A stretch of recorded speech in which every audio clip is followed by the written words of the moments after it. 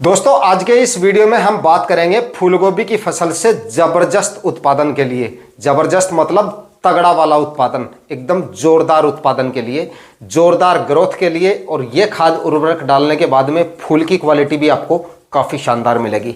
तो इसके लिए आपको यहाँ पर मैं दो खाद उर्वरकों के बारे में बताने वाला हूँ। और ये दोनों खाद उर्वरक डालने के बाद में आप देखेंगे कि आपकी फूलगोभी की ग्रोथ भी काफ़ी शानदार होगी।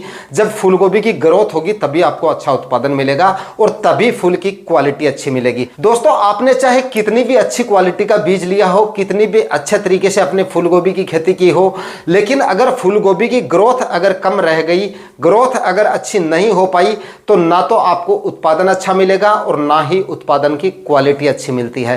तो एकदम जबरदस्त उत्पादन के लिए, जबरदस्त फूल की क्वालिटी के लिए, अच्छी ग्रोथ के लिए कौन सी दो खादों का इस्तेमाल करना है, फसल की कौन सी अवस्था में करना है, कितनी मात्रा में अप्लाई करना है, कंप्लीट जानकारियां शेयर करेंगे आज के इस वीडियो में। तो वीडियो को लास्ट तक वॉच करना है। चैनल पे नए हैं या सब्सक्राइब नहीं किया है तो चैनल को सब्सक्राइब जरूर कर दीजिएगा और साथ में बेल आइकन भी प्रेस कर दीजिएगा ताकि समय समय पे आपको खेतीबाड़ी से रिलेटेड वीडियोज मिलते रहे। नमस्कार दोस्तों, मेरा नाम है सुरेश और आप देख रहे हैं खेत किसान झुंझुनू। दोस्तों अगर आपने फूलगोभी की खेती सिंपल और साधारण विधि से कर रखी है, यानी कि आपने ड्रिप इरिगेशन वगैरह नहीं लगा रखी है, फवारा विधि से खेती कर रखी है, या फिर आपने नालियां या क्यारियां बनाकर इसकी खेती कर रखी है, मतलब एकदम सिंपल और साधारण विधि से अगर आपने खेती कर रखी है, तब भी आप इन खादों का इस्तेमाल कर सकते हैं और काफ़ी आसान और अच्छे तरीके से इस्तेमाल कर सकते हैं।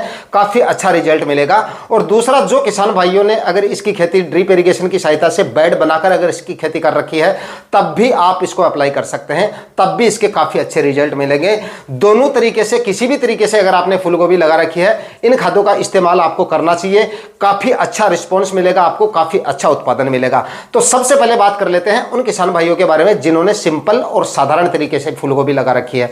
तो देखिए, सिंपल तरीके से अगर आपने खेती कर रखी है, साधारण विधि से अगर आपको इसकी खेती कर रखी है, तो कौन सी अवस्था में आपको ये डालना है। सबसे पहले बात कर लेते हैं फसल की कौन सी अवस्था में आपको ये डालनी है। तो फसल की मतलब 25 से 30 दिन की जब आपकी क्रॉप हो जाए और निराई गुड़ाई के लायक जब आपके प्लांट हो जाए, उस कंडीशन में आपको ये अप्लाई करनी है। दोस्तों निराई गुड़ाई की अवस्था में करनी है, इसके साथ साथ आपको निराई गुड़ाई भी साथ करनी है इन खादों के साथ में। ऐसा नहीं कि निराई गुड़ाई की अवस्था में आई, आपने छिड़काव विधि से उसमें खाद डाल दी और उसके बाद में सिंचाई कर दी, ऐसा नहीं है। आपको निराई गुड़ाई भी साथ करनी होगी, तभी आपको सबसे ज्यादा और सबसे अच्छे रिजल्ट मिलेंगे।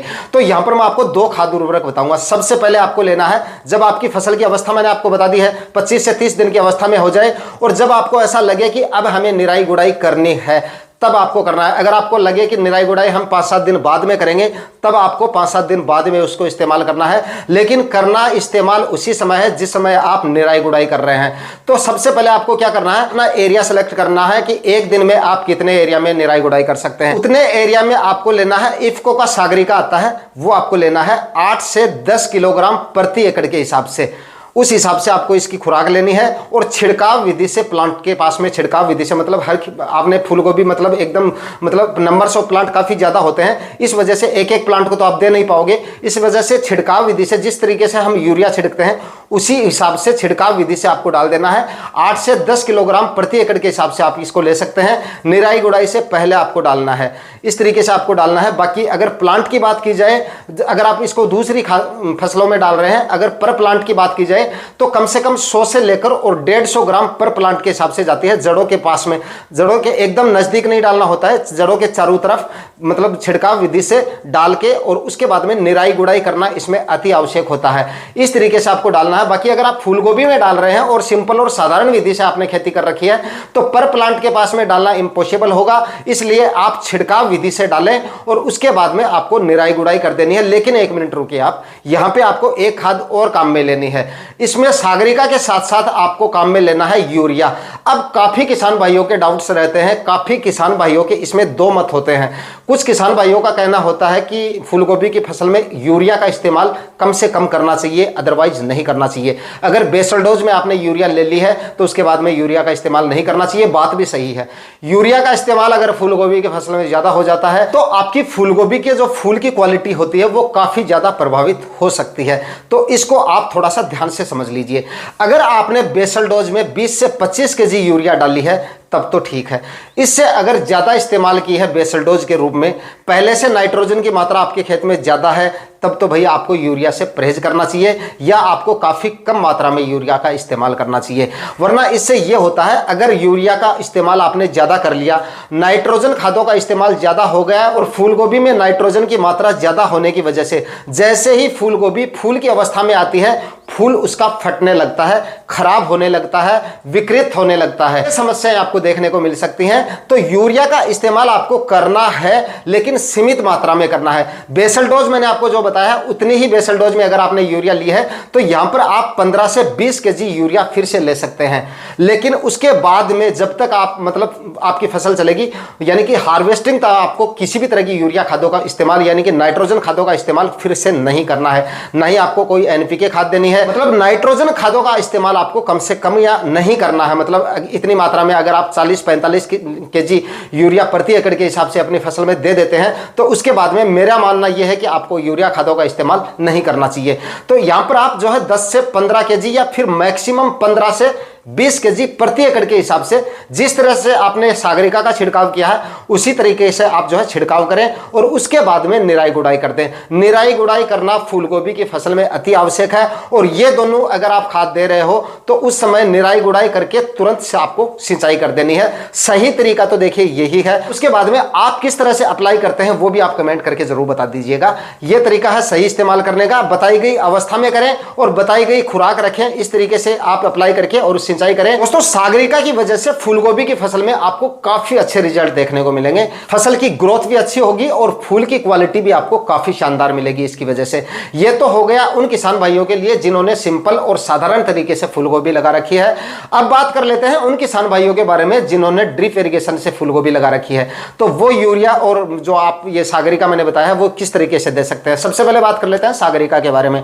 तो उनको लिक्विड में सागरिका आती है वो इस्तेमाल करनी है। सागरिका का इफ्को को जो सागरिका आती है वो लिक्विड फॉर्म में भी आती है, वो इस्तेमाल करना है। खुराक की सबसे पहले बात करें तो 250 ml प्रति एकड़ के हिसाब से ये जाएगी और यहां पर आपको स्प्रे लेना है। स्प्रे आपको लेना है यहां पर 3 बार लेना पड़ेगा, एक बार में काम नहीं चलेगा। छिड़काव विधि से अगर डाल रहे हैं, सिंपल और साधारण विधि से ले रहे हैं तो 8 से 10 केजी आप डाल सकते हैं। उसके बाद में दोबारा आपको डालने की जरूरत शायद नहीं पड़ेगी। लेकिन अगर लिक्विड फॉर्म में आप ले रहे हैं और ड्रिप इरिगेशन से खेती कर रखी है आपने, यानी कि स्प्रे की सहायता से आप दे रहे हैं, तब आपको कम से कम 3 बार अप्लाई करना पड़ेगा इसको। और इसकी खुराक पर टैंक के हिसाब से बात करें तो 30 ml प्रति 15 लीटर स्प्रे टैंक के हिसाब से स्प्रे के द्वारा आपको देनी है, ड्रिप इरिगेशन की सहायता से नहीं देनी। लिक्विड फॉर्म में है, इसका मतलब ये नहीं कि आप ड्रिप इरिगेशन से दे देंगे। कोई किसान भाई देना चाहे तो दे सकता है, या किसी ने दी है तो भी कमेंट करके बता दीजिएगा ताकि मुझे भी पता चले और बाकी किसान भाइयों को भी पता चले। मेरे ख्याल से सबसे अच्छे रिजल्ट सागरिका के तभी आते हैं जब आप स्प्रे के द्वारा इसको देते हैं। 3 बार देना है और तीनों बार कौन कौन सी अवस्था में देना है ये भी आप समझ लीजिए। पहला स्प्रे आपको तब करना है जब आपकी फूलगोभी की फसल में जो है फुटाव जो है वो शुरू हो जाए, यानी कि 15 से 20 दिन की अवस्था आप मान के चलिए। इस अवस्था में आपको पहला स्प्रे निकालना है 30 ml प्रति 15 लीटर स्प्रे टैंक के हिसाब से। दूसरी बार आपको अप्लाई तब करना है जब आपकी फसल चाहे किसी भी तरह की फसल हो, फ्लोरिंग स्टेज से पहले, लगभग 8 से 10 दिन पहले। अब आप सोचेंगे फूलगोभी की फसल में फ्लोरिंग स्टेज फूलगोभी की फूल में भी बनते हैं, फूल बनना शुरू हो उससे 10 से 8-10 दिन पहले आपको स्प्रे निकाल देना है। खुराक सेम रखनी है 30 ml प्रति 15 लीटर स्प्रे टैंक के हिसाब से, 250 ml प्रति एकड़ के हिसाब से। इस हिसाब से आपको इसकी खुराक रखनी है। 2 बार अप्लाई हो गया। तीसरी बार आपको अप्लाई तब करना है जब फूलगोभी में फूल बनने शुरू हो जाए। जब आपकी गोभी में फूल इस साइज के हो जाए तब आपको तीसरी बार अप्लाई करना है। खुराक सेम रखनी है। इस हिसाब से तो आपको सागरिका अप्लाई करना है। अब बात रही यूरिया आपको किस तरीके से देना है। तो भाई अगर आप ड्रिप इरिगेशन से इसकी खेती कर रहे हैं तो यहां पर आपको एनपीके खादों का इस्तेमाल करना पड़ेगा। एनपीके 19-19 3 केजी प्रति एकड़ के हिसाब से आप इस्तेमाल करें। और इससे अच्छा मैं ये मानता हूं, मैं किस तरीके से देता हूं वो आप देख लीजिए। मैं देता हूं 4 केजी प्रति एकड़ के हिसाब से, और वो मैं एक साथ नहीं देता हूं। आपको भी यही करना है, एक साथ आपको नहीं देना है। पहली खुराक आपको तब देनी है जब आप सागरिका का इस्तेमाल कर रहे हैं। जब आपकी फसल 15-20 दिन की अवस्था में आ जाए तब आपको पहली खुराक देनी है। या आप 10 से 15 दिन की अवस्था मान के चलिए, 10 से 15 दिन की अवस्था में आप ड्रिप इरिगेशन के माध्यम से दे सकते हैं। इसमें आप 2 केजी प्रति एकड़ के हिसाब से खुराक रखें।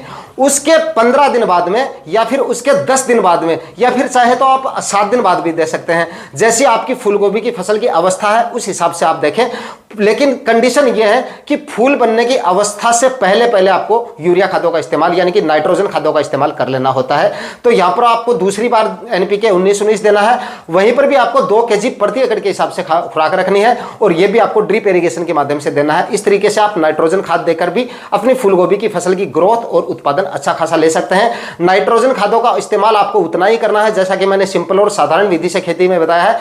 जितनी मात्रा में मैंने आपको बताया है उतनी ही मात्रा में नाइट्रोजन खादों का इस्तेमाल करना है। फूल बनने के बाद या फूल शुरू होने के बाद कभी भी आपको नाइट्रोजन खादों का इस्तेमाल नहीं करना है। उसके बाद में कैल्शियम वगैरह, एनपीके 05234 वगैरह, इसका मैंने अलग से एक प्रॉपर वीडियो बना रखा है फूलगोभी फर्टिगेशन के बारे में, वो आप जाके विजिट कर सकते हैं। बाकी जो एनपीके 19-19 है वो आपको 4 kg प्रति एकड़ के हिसाब से लेना है और ये आपको 2 बार अगर आप लेंगे, बाकी जो किसान भाई 1 बार देना चाहें तो 1 बार भी दे सकते हैं 3 kg प्रति एकड़ के हिसाब से। लेकिन मेरा मानना यह है कि अगर आप एनपीके खादों का इस्तेमाल 1 बार में ना देके 2 बार में देंगे, 2 बार अप्लाई करेंगे तो रिजल्ट आपको उससे भी अच्छे मिलेंगे। तो दोस्तों इन दोनों खादों का इस्तेमाल आप अपनी फूलगोभी की फसल में करके काफी अच्छा उत्पादन और काफी अच्छे उत्पादन की क्वालिटी ले सकते हैं। आज के वीडियो में इतना ही। वीडियो में दी गई जानकारियां अगर आपके लिए इंफॉर्मेटिव रही तो वीडियो को लाइक और शेयर जरूर कीजिएगा। तो आज के वीडियो में इतना ही, मिलते हैं किसी और वीडियो में नए टॉपिक के साथ। तब तक के लिए जय हिंद, वंदे मातरम।